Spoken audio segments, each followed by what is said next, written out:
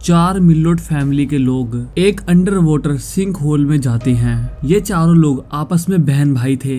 इन्हें under water केव और sink hole को एक्सप्लोर करने का शौक था। ये लोग सिंक होल के अंदर जाते हैं और वहाँ पर डाइव करते करते बहुत सारे रास्तों को एक्सप्लोर करते हैं। ये लोग इस बात से अनजान थे कि इस सिंक होल के अंदर एक घातक खतरा इनका इंतजार कर रहा है। ये सिंक होल के अंदर गए तो 4 लोग थे, लेकिन वापस केवल एक ही आया। 26 मई 1973 को ये 4 लोग 19 साल की क्रिस्टिन मिल्लोट, 22 साल का स्टेफन मिल्लोट, 25 साल का ग्लेन मिल्लोट और 20 साल का जोहन एच बोकरमैन, ये चारों बहन भाई थे। ये डिसाइड करते हैं कि ऑस्ट्रेलिया के दी शाफ्ट नाम के एक सिंक होल को एक्सप्लोर करेंगे। ये सिंक होल ऑस्ट्रेलिया के माउंट गैम्बियर के कुछ किलोमीटर दूर ओलेंडेल ईस्ट के पास के थॉमसन पैडॉक नाम के ग्राउंड में एक सिंक होल है। ये सिंक होल देखने में आपको नॉर्मल सा लग रहा होगा, लेकिन अब आपको हैरानी होने वाली है।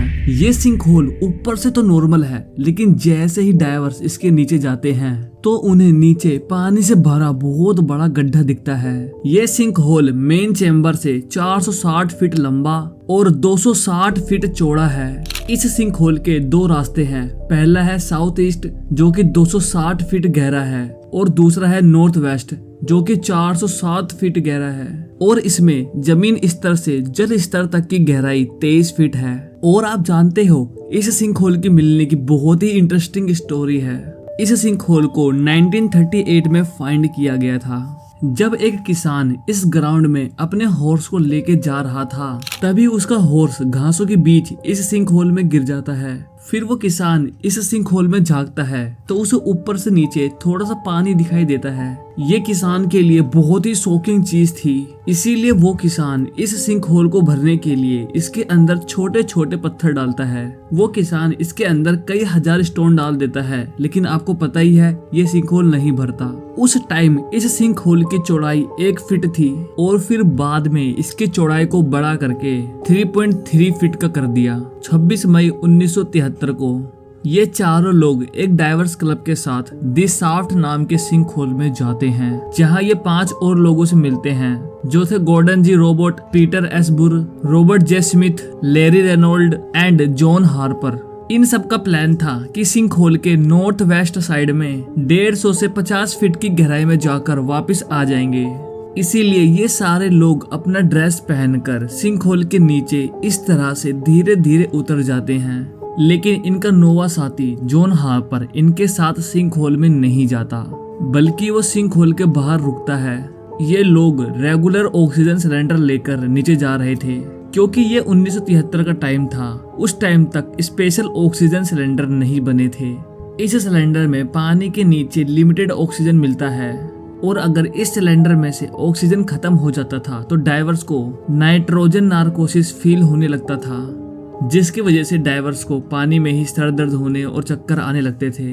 ये 8 लोग दोपहर के लगभग 1:30-2 बजे इस सिंक होल के अंदर जाते हैं। दोपहर के टाइम में सिंक होल के अंदर जाने का रीजन ये था कि इनको सूरज की रोशनी की वजह से सिंक होल के अंदर पानी में सब कुछ आसानी से दिखाई दे। ये 8 लोग नॉर्थ वेस्ट की साइड आराम से जा रहे थे और वहाँ के रास्ते को भी एक्सप्लोर कर रहे थे।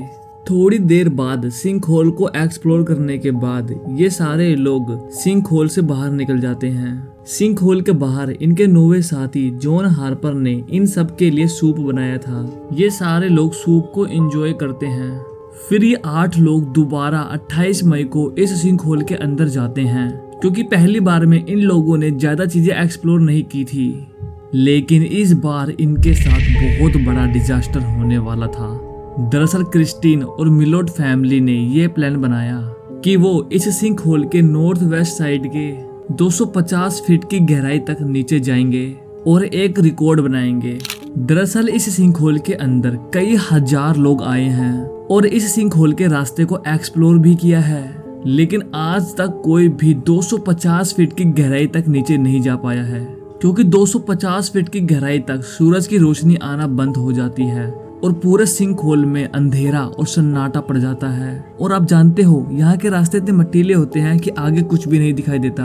28 मई दोपहर के 1:30 बजे ये सारे लोग इस तरह सिंक होल के ऊपर एक स्ट्रॉन्ग ट्राइपॉड लगाते हैं, जिसके थ्रू ये 8 लोग सिंक होल के नीचे जाते हैं। सिंक होल के काफी नीचे जाने के बाद उन्हें वहाँ पर रॉक पाइल मिलता है। ये वही स्टोन्स है जो उस किसान ने इस सिंक होल को भरने के लिए इसमें डाले थे। कुछ देर बाद ये लोग 180 फीट की गहराई तक चले जाते हैं, लेकिन तभी इस क्लब के हेड रॉबर्ट स्मिथ, जो कि इस सिंक होल में 20 बार आ चुके हैं, उन्हें नाइट्रोजन नार्कोस फील होने लगता है, यानी कि उनके सिलेंडर में ऑक्सीजन खत्म होने वाला है। इसीलिए वो अपने एक साथी के कंधे को थपथपाकर और अपने ग्रुप को सिग्नल देकर पानी के ऊपर आ जाते हैं। और उनके ऊपर आने के 8 मिनट बाद ग्लेन मिल्लोट भी क्रिस्टीन को सिग्नल देकर पानी के ऊपर आ जाता है, क्योंकि उसके सिलेंडर में भी ऑक्सीजन खत्म हो गया था। ये दोनों अब सरफेस पर जाते हैं तो ये देखते हैं लैरी रेनॉल्ड तो पहले ही पानी से बाहर आ गए हैं, और थोड़ी देर बाद पीटर बुर भी सिंक होल के बाहर आ गया, क्योंकि इस टाइम तक सभी लोगों की सिलेंडर में ऑक्सीजन खत्म हो जाता था। इसीलिए अंदाजा लगाया गया कि क्रिस्टीन, गॉर्डन, स्टीफन और जॉन वॉकरमैन भी सिंक होल से बाहर निकल जाएंगे। थोड़ी देर वेट करने के बाद क्रिस्टीन, स्टीफन, गॉर्डन और जॉन वॉकरमैन सिंक होल से बाहर नहीं निकले। इसीलिए ग्लेन मिल्लोट जल्दी से सिलेंडर बदल के सिंक होल में दोबारा उन्हें ढूंढने के लिए निकल जाता है, क्योंकि ग्लेन को ही पता था क्रिस्टीन और बाकी लोगों का प्लान क्या है। ग्लेन 225 फीट तक नीचे जाता है, जहां उसे स्टीफन का फ्लैश लाइट और कैमरा मिलता है। ग्लेन काफी घबरा जाता है, क्योंकि वो समझ जाता है कि अब वो चारों लोग मर चुके होंगे। ग्लेन उन चारों को ढूंढने की बहुत कोशिश करता है, लेकिन वो उसे नहीं मिलते। इसीलिए ग्लेन के पास सरफेस के ऊपर जाने के अलावा अब कोई और ऑप्शन नहीं था।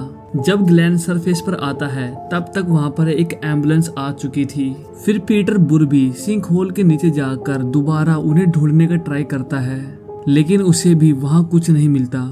अब सवाल ये उठता है कि आखिरकार उन चारों के साथ सिंक होल में क्या हुआ था। दरअसल ये चारों 250 फीट की गहराई तक जाना चाह रहे थे। जब ये लोग 225 फीट नीचे चले गए थे तो उन्हें नाइट्रोजन नार्कोस का सिम्टम फील होने लगा, लेकिन उन्हें फिर भी लग रहा था कि वो 250 फीट तक नीचे चले जाएंगे। उनके लिए सबसे बड़ा डिजास्टर तो ये हुआ कि उन्हें वहाँ पर सिल्ट का सामना करना पड़ा। सिल्ट मतलब 250 फीट की गहराई में पानी में चारों तरफ मट्टी ही मट्टी थी, जिस वजह से उन्हें पानी में कुछ भी दिखाई नहीं दे रहा था। यहाँ तक कि वो अपने हाथ के आगे कुछ भी नहीं देख पा रहे थे। इस टाइम तक क्रिस्टीन और बाकियों को ये फील हो गया था कि वो 250 फीट की गहराई को टच नहीं कर पाएंगे और उनके सिलेंडर का ऑक्सीजन भी खत्म हो रहा है। इसीलिए उन्हें जल्दी ही सिंक होल से बाहर निकलना पड़ेगा।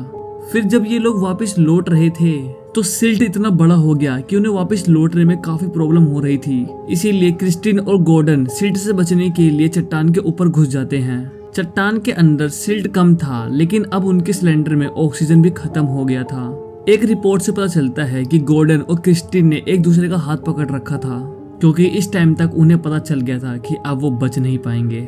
और दूसरी तरफ स्टीफन मिल्लोट काफी हद तक पानी से बाहर निकलने ही वाला था, तभी उन सबके सिलेंडर में ऑक्सीजन खत्म हो जाता है, जिस वजह से वो चारों लोग पानी में ही मर गए थे।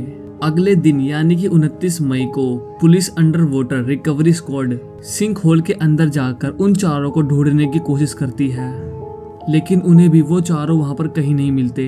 फिर भी कई महीनों तक इन चारों को सिंक होल के अंदर खोजा गया, लेकिन वो नहीं मिले।